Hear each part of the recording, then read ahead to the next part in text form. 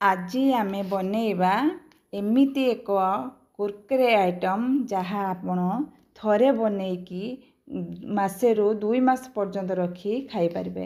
देखंतु यह केते क्रिस्पी एवं पूरा स्पाइसी हेची। देखंतु आउ बाजार रु कुरकुरे खाइबा को पिला माने भूले जिबे। एही भली उपाय रे आपण घरे याकू निश्चिंत बनांतु। देखंतु मु करे कि बसई 1.5 कप एठी मु पानी गरम कर नेछि। आपण को चूना अनुसार आपण पानी दे परिबे। देखंतु पानी टिके गरम हे साला परे मु एठी पकेइछि हाफ चम्मच लूण, साधा लूण पकेइछि। तापरे पकेइछि हळदी हाफ चम्मच पकेइछि। आउ लंका गुंड हाफ चम्मच एठी पकेई टिके समय पई ताकू फुटिबा को छाडी देछि।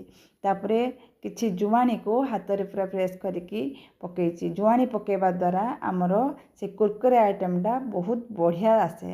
तापरे एटा पूरा कुरकुरे हेबा पई जेहेतु आमे घरे कुरकुरे तैयारी करछंती पिला मानको पसंद पई तापरे मोठी 2 चम्मच मुग डाली देछि। मुग डाली देले हमर कुरकुरेटा बहुत बढ़िया हुए।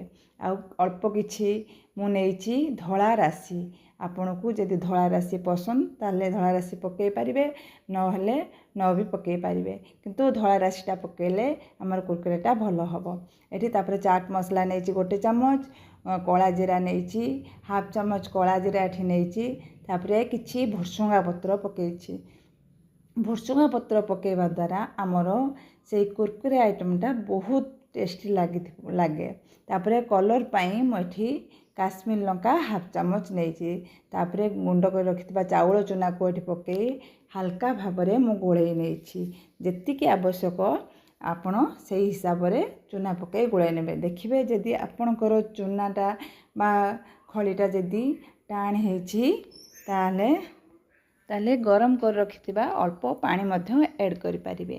तब देखंतु मथि पूरा सॉफ्ट करिकी मु खळीटा जंती नेछि। खळीटा पूरा सॉफ्ट हाथ मारिक एमती देखिबे जदि गोली टाइप रे हे जाउची ताले हमरो खळीटा हेछि। तर हे साला परे ताको 10 मिनिट पई मु ताको रेस्ट रे दे देइथली। तापरे काढिकी थाली रे अल्प किछि तेल लगाइकी ताको भलो भाबरे चकटी नबा। आमे जेमिति अटा चकटंती सेही भली भाबरे ताको चकटी नेले हमरो शेपटा जेमिति आमे जो भली शेप रे आपन देइ परिबे, टेडे मेडे शेप रे देइ परिबे। मोठी रिंग शेप रे देछि। किछि धळा राशि रखितली तापरे से गोली को एमती करिकी से धळा राशि रे बुडेकी रिंग टाइप रे देखंतु रिंग टाइप रे मो पूरा सब जाक गढी नेछि। जेहेतु पिला मानको कुरकुरे बहुत पसंद से कुरकुरे टाइप रे आमे कर देले सेही भली शेप देले पिला माने को बहुत पसंद आसीबो। एही भली भाबरे आपन जदि घरे तैयारी करिकी पिला मानको देबे ताले पिला माने बाहिरे कुरकुरे खाइबा बंद कर देबे। देखंतु मठी तापरे करी गरम करी किछि तेल पूरा हीट कर नेछि। तेलटा हमरो देखिबे माने जेमिति तेल गरम थिबो, जेमिति धुआं बाहरुथबो तेल रे सेही भली भाबरे गरम करी गोटे परे गोटे से रिंग कुरकुरे को पके देबे।